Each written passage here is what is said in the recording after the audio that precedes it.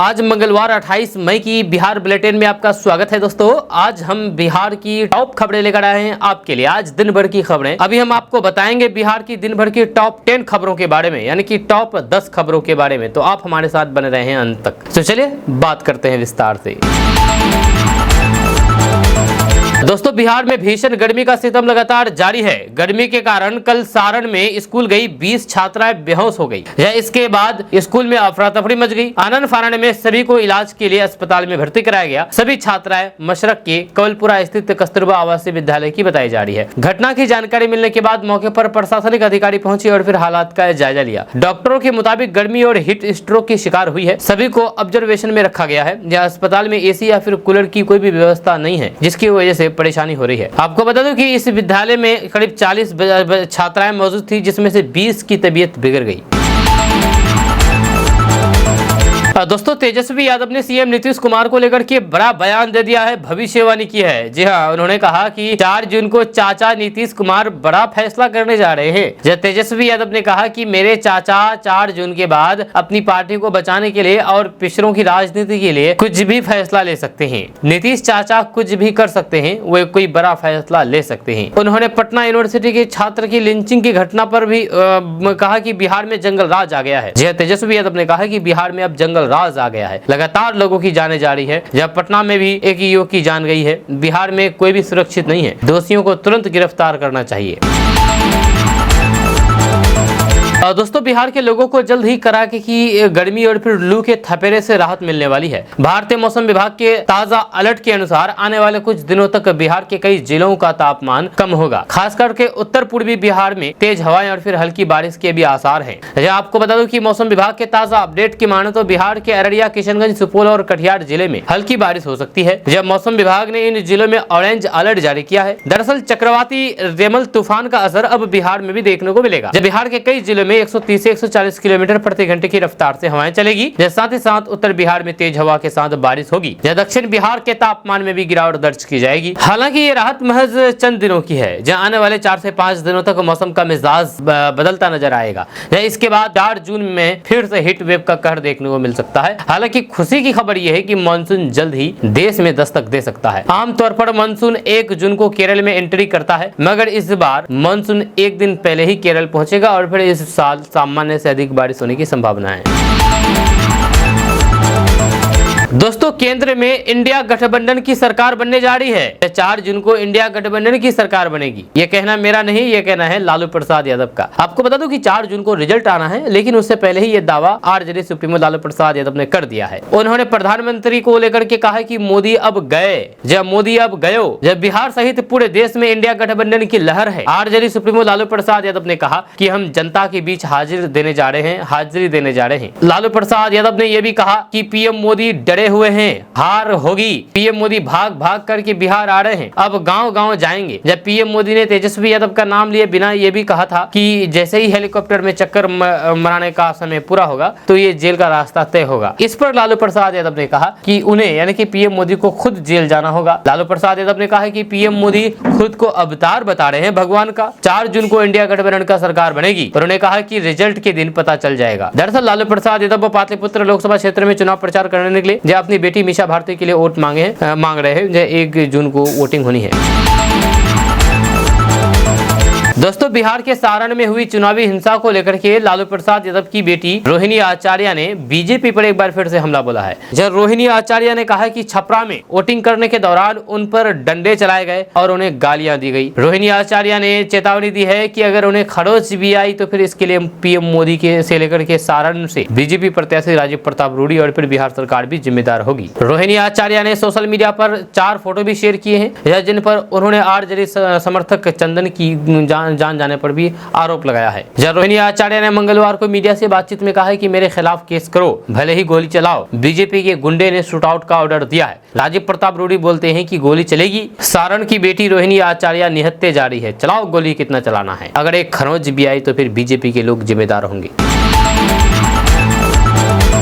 चुनावी रण में कांग्रेस नेता राहुल गांधी के खटाखट वाले बयान को लेकर के अब बिहार में भी सराहा जा रहा है। जी हाँ, बिहार के पूर्व उप मुख्यमंत्री तेजस्वी यादव ने एक जनसभा को संबोधित करते हुए बीजेपी पर जमकर के हमला बोला है, निशाना साधा है। उन्होंने कहा है कि अब नौकरी मिलेगी फटाफट, भाजपा होगी सफाचट, लालटनपुर वोट गिरेगी ठकाटक। पाटलिपुत्र लोकसभा सीट पर पालीगंज में जनसभा को संबोधित करते हुए तेजस्वी यादव ने कहा कि मिजाज रखिए टनाटन, नौकरी मिलेगा फटाफट, गरीब दीदी के खाते में 1 लाख रुपए आएगी खटाखट, भाजपा के हो जाएं सफाचट और लालटेन पर वोट गिरेगी ठकाटक। वहीं पर तेजस्वी यादव ने कहा है कि प्रधानमंत्री नरेंद्र मोदी जी बिहार आते हैं, लालू जी को गाली देते हैं, मुझे गाली देते हैं, जब राहुल जी को गाली देते हैं, उन्हें प्रधानमंत्री पद की गरिमा रखनी चाहिए कम से कम। इनसे बड़ा झूठा प्रधानमंत्री और कोई नहीं है विश्व में। जब विश्व में अगर कोई भी सबसे बड़ा झूठा प्रधानमंत्री है तो उसका नाम है नरेंद्र मोदी जी। ये जितना झूठ बोलते हैं कि गोबर को भी हलवा बना देते हैं।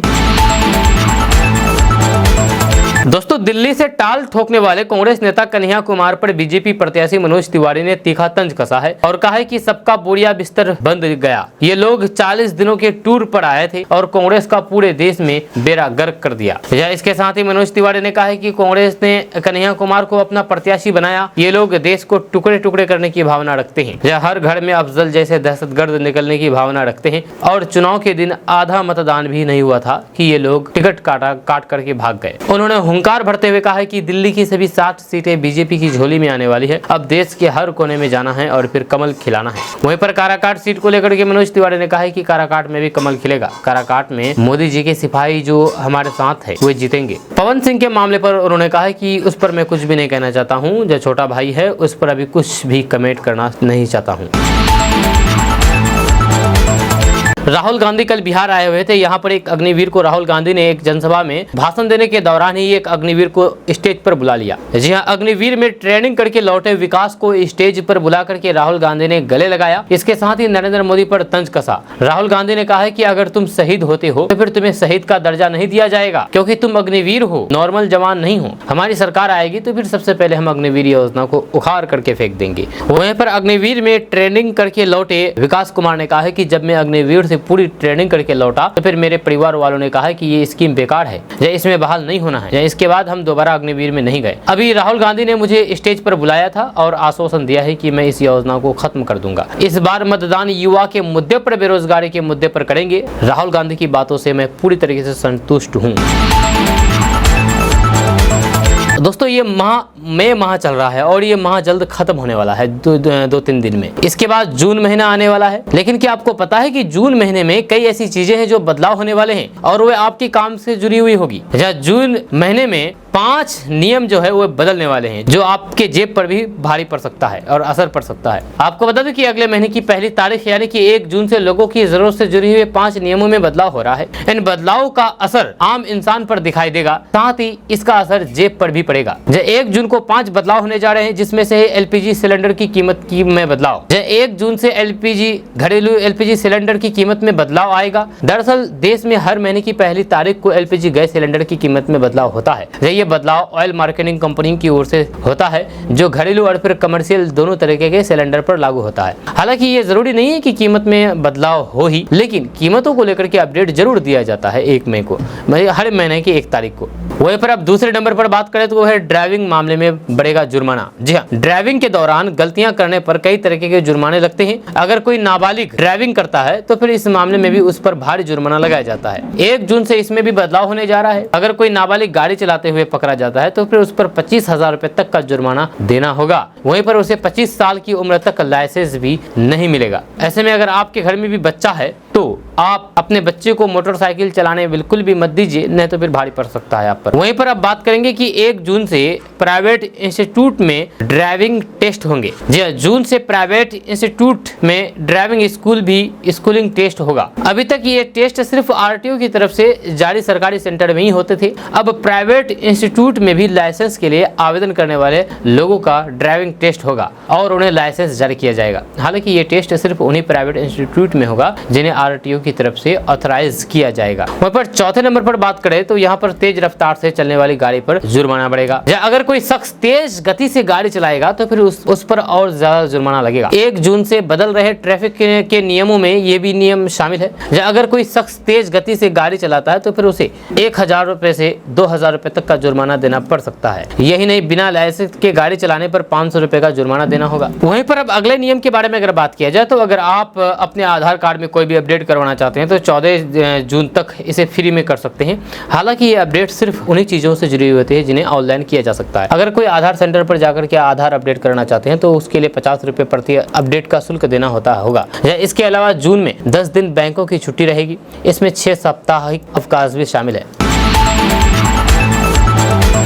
ऐसा लगता है कि तेजस्वी यादव के मछली खाने से भगवान नाराज हो गए और भगवान का श्राप उनको लग गया, इसलिए अब वो व्हील चेयर पर चल रहे हैं। ये कहना मेरा नहीं है, ये कहना है बिहार बीजेपी के प्रदेश अध्यक्ष सम्राट चौधरी का। जब सम्राट चौधरी ने अपने संबोधन में बिहार के नेता प्रतिपक्ष तेजस्वी यादव पर जमकर के निशाना साधा एक सभा में, उन्होंने कहा कि सावन में गरीब का बेटा हेलीकॉप्टर में बैठ करके मछली खाया, इसलिए उसको भगवान का श्राप लगा है। जब मछली का कांटा पेट में ऐसा अटका कि 34 साल का युवक व्हील चेयर पर आ गया। उन्होंने तेजस्वी यादव का नाम लिए बगैर कहा कि जो चोर होते हैं वे सीना जोड़ी से बात करते हैं। आज भारत के प्रधानमंत्री ने पाकिस्तान जैसे देश को ठंडा कर दिया है, ऐसे में यहाँ के भी कुछ लोगों को ठंडा करने की जरूरत है। सम्राट चौधरी ने माफिया तंत्र को धमकी देते हुए कहा कि अगले 1.5 साल तक बिहार में डबल इंजन की सरकार है, ऐसे में बालू माफिया, शराब माफिया तथा जमीन माफिया या तो फिर बिहार छोड़ करके भाग जाए, नहीं तो फिर अंजाम भुगतने के लिए तैयार रहे। उन्होंने लालू प्रसाद यादव के परिवार पर भी निशाना साधा और कहा कि लालू जी का लालटेन सिर्फ अपने परिवार के लिए ही जलता है। जी हाँ, वैसे भी अब बिहार लालटेन युग से बाहर निकल चुका है।